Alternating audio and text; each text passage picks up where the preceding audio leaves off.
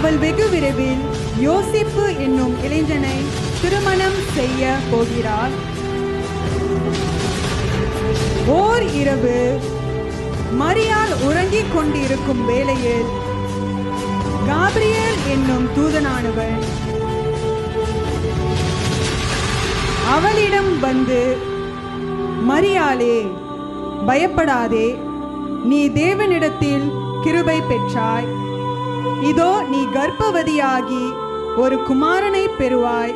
அவருக்கு இயேசு என்று பெயரிடுவாயாக என்று கூறி அந்த இடத்தை விட்டு செல்கிறார்.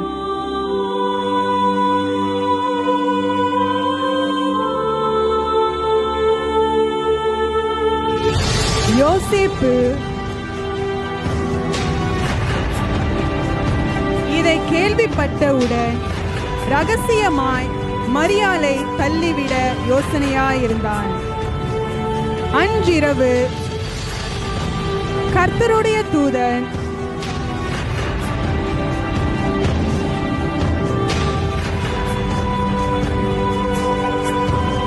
சொப்பனத்தில் யோசேப்பிடம், உன் மனைவியை சேர்த்து கொள்ள பயப்படாதே என்றும், அவள் ஒரு குமாரனை பெறுவாள். அவருக்கு இயேசு என்று பெயரிடுவாயாக. ஏனெனில் அவர் தமது ஜனங்களின் பாவங்களை நீக்கி அவர்களை இரட்சிப்பார் என்றும் கூறி அவ்விடத்தை விட்டு செல்கிறார். யோசேப்பு அப்படியே தன் மனைவியை சேர்த்து கொண்டான்.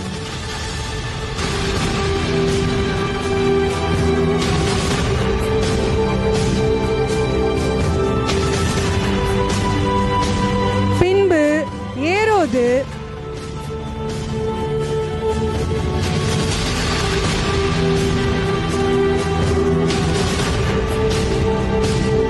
இந்த செய்தியை கேள்விப்பட்டு வேத பாரகர் எல்லாரையும் கூடி வர செய்து விசாரித்தார்.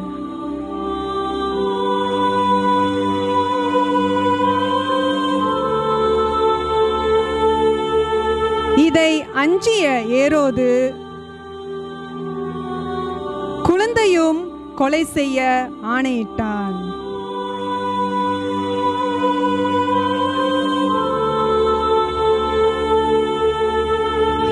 மரியாளுக்கு பிரசவ வலி ஏற்பட்டது. இருவரும் பெத்லகேமை நோக்கி செல்கிறார்கள். பிள்ளையும் பிறந்தது.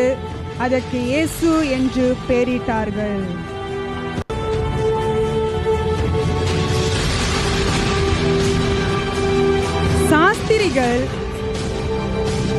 அப்பொழுது சாஸ்திரிகள் கிழக்கிலே கண்ட நட்சத்திரத்தை நோக்கி குழந்தை இருக்கும் ஸ்தலம் வரை சென்றார்கள். சென்றவுடன் சாஷ்டாங்கமாய் விழுந்து பணிந்து கொண்டார்கள். பெத்லகேமி அருகில் உள்ள மலையில் சிலர் ஆடுகளை வயல்வெளிகளில் மேய்த்து கொண்டிருந்தார்கள். அவ்வேளையில் கர்த்தருடைய தூதன் அவர்களிடத்தில் வந்து, நான் உங்களுக்கு ஒரு நற்செய்தியை கொண்டு வந்திருக்கிறேன். இன்று கர்த்தராகிய கிறிஸ்து என்னும் இரட்சகர் உங்களுக்கு தாவீதின் ஊரிலே பிறந்திருக்கிறார் என்று சொல்லி அவ்விடத்தை விட்டு சென்றனர். மேய்ப்பர்களும் அச்செய்தியை கேட்டவுடன் பெத்லகேமை நோக்கி சென்றனர்.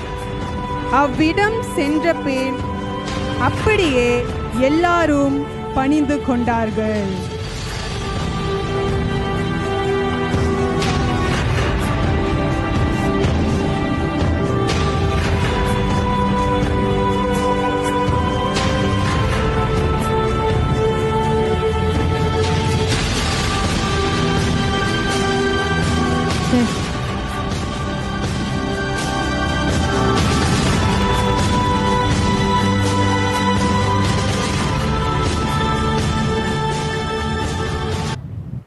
சாஷ்டாங்கம் செய்ய வாரும், சாஷ்டாங்கம் செய்ய வாரும், சாஷ்டாங்கம் செய்ய வாரும் இயேசுவே.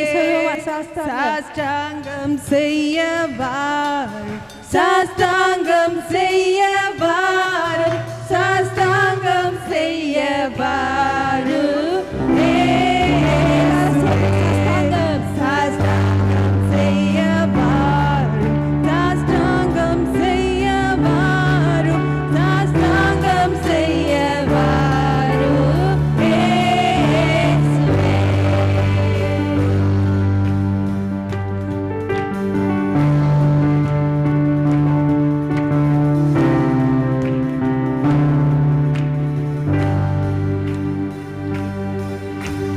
Yes.